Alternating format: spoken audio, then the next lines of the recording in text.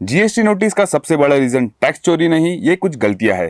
Friends, अगर आप business करते हो और सोचते हो कि जीएसटी नोटिस सिर्फ टैक्स चोरी वालों को आती है, तो आप गलत सोचते हो। आजकल जीएसटी डिपार्टमेंट के नोटिसेस मोस्टली सिस्टम जनरेटेड होते हैं। मतलब अगर आपने छोटी सी कंप्लायंस मिस्टेक भी की है तो आपको नोटिस आ सकता है। मैं आज आपको बताऊंगा कुछ ऐसे कॉमन रीजंस जिनकी वजह से ऑनेस्ट टैक्स पेयर्स को भी जीएसटी नोटिस मिल जाती है। हेलो फ्रेंड्स, मैं हूं सीए इरफान नमक वाला और आप देख रहे हो मेरा यूट्यूब चैनल, जहां मैं आप सबका वेलकम करता हूं। अगर आप income tax, GST, budget updates, government policies को सिंपल लैंग्वेज में समझना चाहते हो तो मेरे चैनल को सब्सक्राइब जरूर कर दीजिए। मैंने यहाँ पर जो मिस्टेक्स है उनको 4 कैटेगरीज के अंदर डिवाइड किया हूँ। सबसे पहली कैटेगरी है डाटा मिसमैच, सेकंड है आईटीसी एंड परचेजेस, थर्ड है रेवेन्यू एनोमलीज और फोर्थ है रूल्स के वायोलेशन। सबसे पहली कैटेगरी है डाटा मिसमैच की। इसमें है जीएसटीआर 1 और जीएसटीआर 3B का मिसमैच। अगर आपने जीएसटीआर 1 में कुछ सेल शो किया और आपने जब जीएसटीआर 3B फाइल किया उसमें कुछ कम सेल शो किया या ज़्यादा शो किया, तो सिस्टम जो है ऑटोमेटिकली ये मिसमैच को पकड़ लेगा और इसके ज़रिए आपको नोटिस भेज सकता है ये पूछने के लिए कि आपके रिटर्न्स में मिसमैच क्यों हुआ है, मतलब डिफरेंस क्यों आया है। सेकंड है ई-वे बिल और जीएसटीआर रिटर्न। आपने माल भेजा, आपने ई-वे बिल बनाया और जब आपने रिटर्न फाइल किया तो आपके ई-वे बिल के फिगर्स और आपके जो रिटर्न फाइल किया आपने उसमें डिफरेंस आता है। तो इस डिफरेंस की वजह से आपको सिस्टम जो है एक नोटिस भेज सकता है ये पूछने के लिए कि आपने जो ई-वे बिल बनाया उसको आपके रिटर्न्स के अंदर शो क्यों नहीं किया, और अगर किया तो उसमें डिफरेंस क्यों आ रहा है। तो इस वजह से भी आपको नोटिसेस आ सकती है। नेक्स्ट है नील रिटर्न वर्सेस बैंक क्रेडिट। मतलब आपने रिटर्न जो फाइल किया आपका जीएसटी का वो नील किया, बट आपके बैंक में क्रेडिट्स आ रहे हैं, मतलब आपके बैंक अकाउंट में पैसा आ रहा है। तो डिपार्टमेंट ये ट्रैक कर सकता है और सिस्टम के जरिए आपको नोटिस भेज सकता है कि आपने रिटर्न नील फाइल किया बट आपके जो बैंक अकाउंट है उसमें तो आपको पैसे आ रहे हैं, तो ये डिफरेंस क्यों, तो ये आपको एक्सप्लेन करना होगा। अगर आप ये एक्सप्लेन नहीं कर पाओगे तो आपको नोटिस पक्का आएगा और आपसे टैक्स की डिमांड वसूल की जाएगी। नेक्स्ट कैटेगरी है आईटीसी एंड परचेज डिफॉल्ट, मतलब खरीदी का खतरा। इसमें है रॉन्ग आईटीसी क्लेम। अगर आपने परचेज पर जीएसटी क्रेडिट ले लिया बट सप्लायर ने इनवॉइस को 2B के अंदर रिफ्लेक्ट नहीं किया, तो यहाँ पर आपको पक्का सिस्टम से जो है नोटिस आएगी। क्यों? क्योंकि आपने क्रेडिट ले लिया बट आपके 2B में तो वो बिल रिफ्लेक्ट नहीं हो रहा है।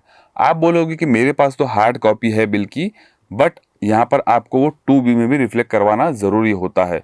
इसलिए जब कभी भी आप कोई परचेस करते हो तो आप जिससे खरीदी करोगे उसको ज़रूर बोलिए कि आपका जीएसटीआर का जो इनपुट है वो आपके 2B में रिफ्लेक्ट होना चाहिए। नेक्स्ट है फेक कैंसल पार्टी से परचेज।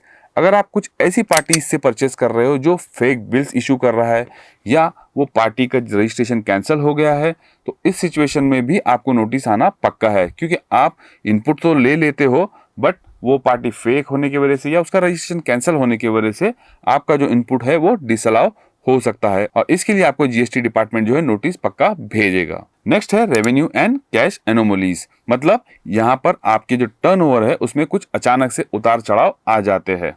देखिए, अगर आपने एक महीने में 2 लाख का सेल शो किया और नेक्स्ट मंथ में 25 लाख 50 लाख का सेल शो कर दिया या कभी कभी नील रिटर्न फाइल कर दिया, तो सिस्टम जो है इसको ट्रैक करेगा और आपको नोटिस भेज के इन्फॉर्मेशन मांग सकता है कि ये ऐसा क्यों हो रहा है। मतलब किसी महीने में आपका 2 लाख सेल हो रहा है, किसी में एकदम से 50 लाख 25 लाख हो रहा है, किसी में 0 हो रहा है। तो ऐसे तो कभी कोई बिजनेस में नहीं होता है और अगर आप ऐसा करते हो तो आपको नोटिस पक्का आ सकता है। क्यों? क्योंकि यहाँ पर बहुत ज़्यादा उतार चढ़ाव नजर आएगा सिस्टम को। नेक्स्ट है हाई कैश सेल।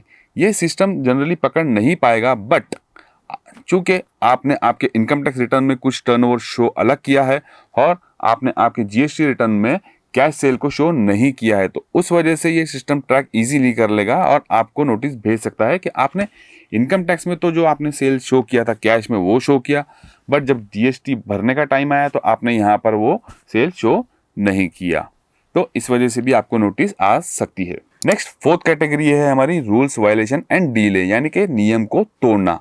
देखिए, यहाँ पर सबसे पहला रूल तोड़ना आता है लेट फाइलिंग ऑफ रिटर्न।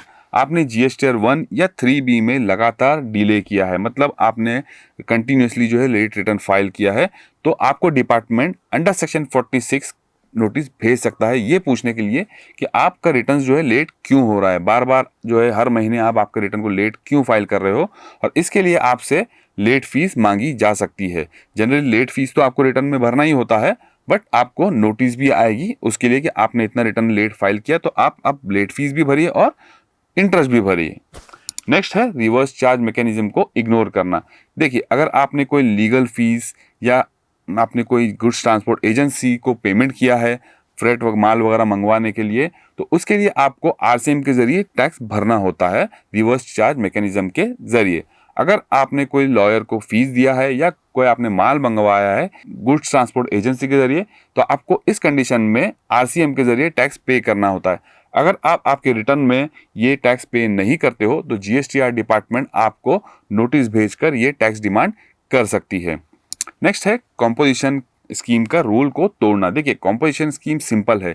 यहाँ पर बोला जाता है कि आपका जो टर्नओवर होता है उस पर आप 1%, 5% रेस्टोरेंट के केसेस में आप टैक्स भरिए और मोकले हो जाइए। बट अगर आप यहाँ पर एक रूल है कि आपको आउट ऑफ महाराष्ट्र सेल नहीं करना है। फॉर एग्जांपल, अगर आप महाराष्ट्र हो तो आपको महाराष्ट्र के बाहर सेल नहीं करना है, मतलब इंटर स्टेट आपको सेल नहीं करना है। अगर आप कॉम्पोजिशन स्कीम में ये करते हो तो सिस्टम जो है आपको ऑटोमेटिकली नोटिस भेजेगा और आपका जो स्कीम है उसको कैंसिल कर दिया जाएगा। हो सकता है आपका रजिस्ट्रेशन भी कैंसिल हो जाए।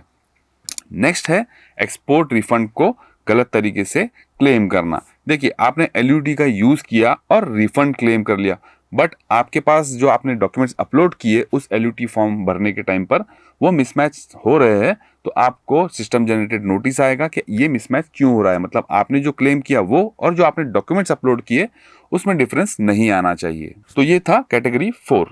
तो फ्रेंड्स, अगर आप जीएसटी नोटिस से बचना चाहते हो तो इन कंप्लाइंस को करना जरूरी होगा आपके लिए। अगर आप ये कंप्लाइंस नहीं करोगे तो आपको जीएसटी डिपार्टमेंट से नोटिस आना पक्का समझिए। आई होप आपको ये वीडियो पसंद आया हो, और अगर पसंद आया हो तो मेरी वीडियो को लाइक, शेयर और सब्सक्राइब करना ना भूलिए।